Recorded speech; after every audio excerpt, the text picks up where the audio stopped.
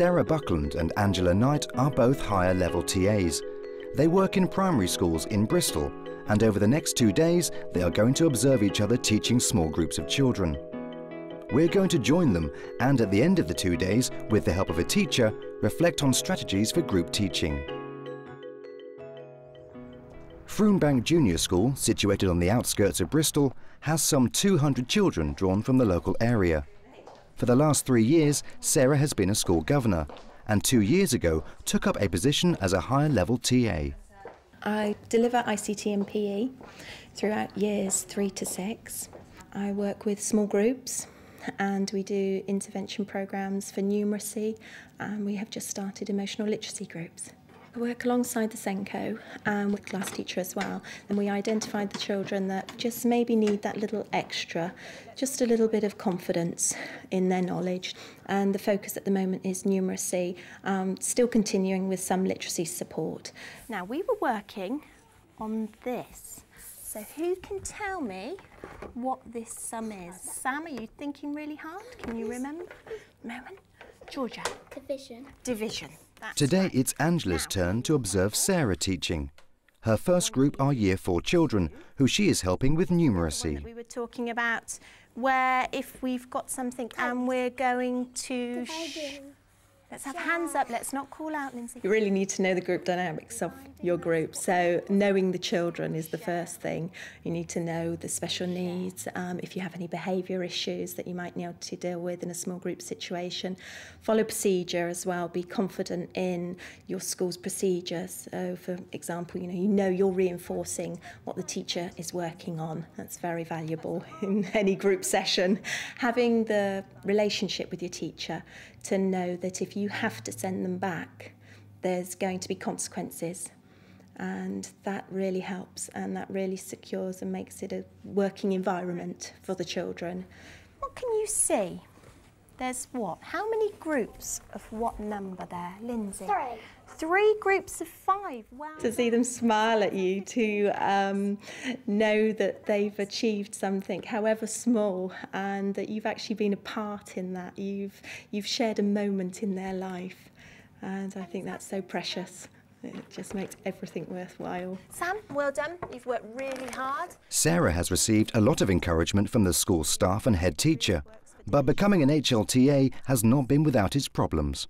Before HLTA status came around, Sarah did work with groups of children and did work with individual children.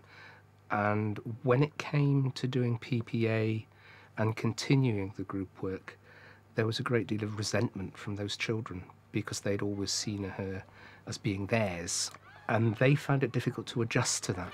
But you're not running around with it like this, tied up. It's dangerous. But using HLTAs and TAs for group work benefits them immensely. They build up very good relationships on the whole with the children who want to succeed for them.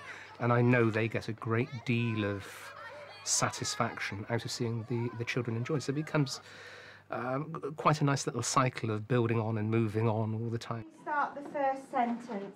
As part of her new job, Sarah also line manages the other TAs in the school. Today she's observing a colleague teaching a science lesson. I now have to ensure that at the beginning of the term their timetables are meeting the needs of not only the children they work with but their teachers. That can be difficult sometimes, as communication in school isn't always the best. But it's enjoyable, I'm really enjoying it. Observing other TAs is great fun, and I think we're all close enough that we're looking at it constructively. People's perception is varied. Some see us as a helper, some see us as an actual teacher. There's no clear definition of what our role is, and each individual has a different idea. So the book's called, what's the book called, Ash? What a goal. What a goal. OK then, let's start reading. Let him go in goal, said Rocky. And after the last lesson, Sarah and Angela have an opportunity to catch up on how the day went. I really enjoyed doing the Wellington Square programme. The children seem to love the characters, which I think is so important. And I hope you saw that they've got a good understanding of the context of the text. This group, they all struggle with reading. They don't have the access to the materials at home quite often, and what we've tried to develop with them is a love of reading, and to show that it's not just all about being able to do a test, to read to take a test. It's about reading for enjoyment. The activities were really good because it was checking their understanding. They really enjoy the activities. They can link it to the text. They're able to identify the characters. Each time you're progressing, you're reinforcing what they've previously learnt. It's fun. It's usually lively. We can often go into the ICT suite as well, which they really enjoy. And they are transferring their skills they learn in the small group into the classroom, which is really, really good. So, Sarah, how do you think your numeracy session went this morning? It really worries me with those children. They're lacking the confidence in class, and that's what we're trying to work on, is to encourage them to feel that it's safe enough to make that mistake if they have got the wrong answer. And also, you were checking all the time their understanding, checking their answers, and I noticed one little girl was using addition instead of division, and you didn't just tell her what she was doing wrong, you gave her a reason why. Right. So, which is really good. Yeah, that's what I'm trying to develop, is to ensure that the children are having the situation where they can have the confidence to make the mistakes, and it's very easy to sort of tell them what they're doing wrong, and I want them to learn for themselves and then to feel confident that they are able to correct themselves. The next day, some 5 miles across Bristol, Sarah joins Angela at Emerson's Green Primary School. Today, Angela is teaching literacy and sound discovery to small groups of Year 4 children, followed by Spanish to a whole class of Year 1 pupils. Well, no day is the same because I work right the way through each year group. So I could come in and be in one class for 20 minutes, have to go, fly off and work in another class for another hour, go back to my room, have a group for ALS or Springboard Maths, come back into another class, or maybe in the afternoon cover PPA time. So it's very, very busy. OK, hands down. Mrs Knight's group, you're going to go and work with Mrs Knight. She's going to tell you exactly what you're going to do today. So if you'd like to go and find a seat with Mrs Knight now. You really get to know the children personally. They tell you all about their life. They respect you. When you're working with them, you can see that the progress that they're making. They really enjoy what you're doing because you've got lots of resources for them. And you can see them progress. You can go into the classroom and you can see them using strategies that you're teaching them. Can you tell me where it was? Where was it? Morgan? At the circus. Well done. So that's on where? I have a really good relationship with the other teachers. I can always get advice from them. If I'm finding behaviour difficult, I can get strategies from the class teacher that usually works with them. If I need help with resources, any good ideas, I've just got to ask them, and they're always ready to help. And at the end of the lesson, Angela's group has a chance to present its work. On the sentence, we had to say why, and when we had said why, we put that like that. And then we had to say what happened. Well, then we were sentence detectors, so we had to find out of this sentence what question word was missing. As well as teaching small groups within the classroom, Angela also has her own room for group work. Today she is using sound discovery as part of the literacy programme. We're going to check our sounds again, see if we can remember them. Start with the first that we did last week. Because I actually love sound discovery, I would like to develop it in the whole class situation, so starting down from reception and following it through, because there has been studies in Bristol of how this has improved reading and spelling. What word does it make? What can you hear? Sh. Cash. Cash. So what have you missed out? Crash. Crash. Fantastic. Where does it need to go? You need lots of resources so the children are completely involved. They're doing something, so they haven't got time to actually misbehave because they're really involved. They're moving around and sort of playing games, and they don't realise that they're actually learning. Ship. Oh, well done, Danny. That one's yours. I think that the high-level teaching assistant qualification has really benefited the teaching assistants themselves. It's not just benefiting school. I think it's helped them with their career structure. I think they feel much more valued. It's given them opportunities to develop in ways that perhaps we wouldn't have done before. So I think they're feeling much more supported than perhaps they were in previous years. Buenas tardes, Pedro. And for the last lesson of the day, Angela is teaching Spanish to a class of Year 1 children.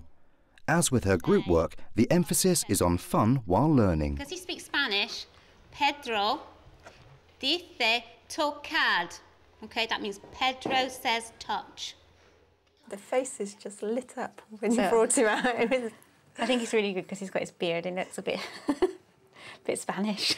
And it was another way, wasn't it, of them remembering? Yeah. La boca. The sound discovery.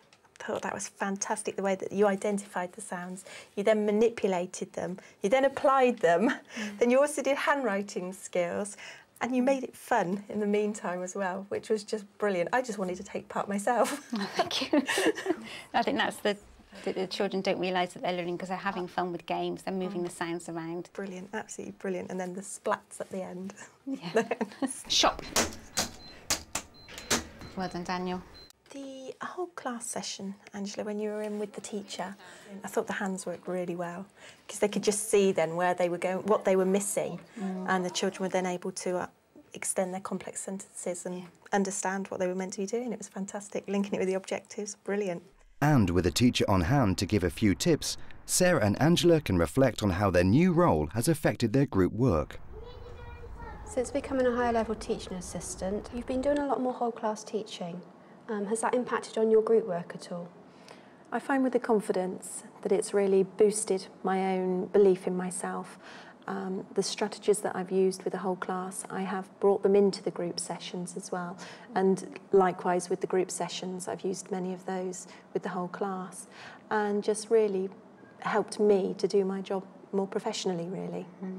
I find that because we do so many resources for our groups, that we know that really works because the children are really involved, so you don't get the behavioural problems. So I found that when I'm doing my teaching, if I prepare lots of resources and lots of things with children to be doing, you know, I'm not getting the behavioural problems. What particular behaviour management strategies do you find work well?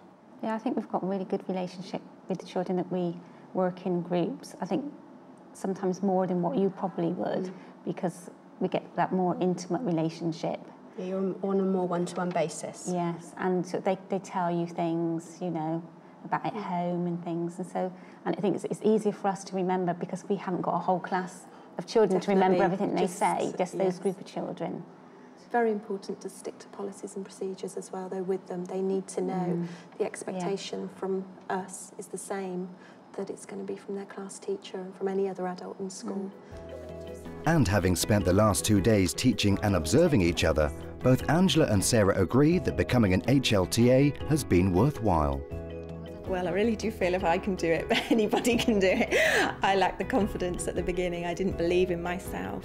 It's a lot of hard work, but, you know, the rewards that you get, that you come away thinking, I've done a really good lesson. Once you can overcome the barriers, and that takes a little while, you really feel, it makes you feel good about yourself, and you know the children are going to respond to you really well.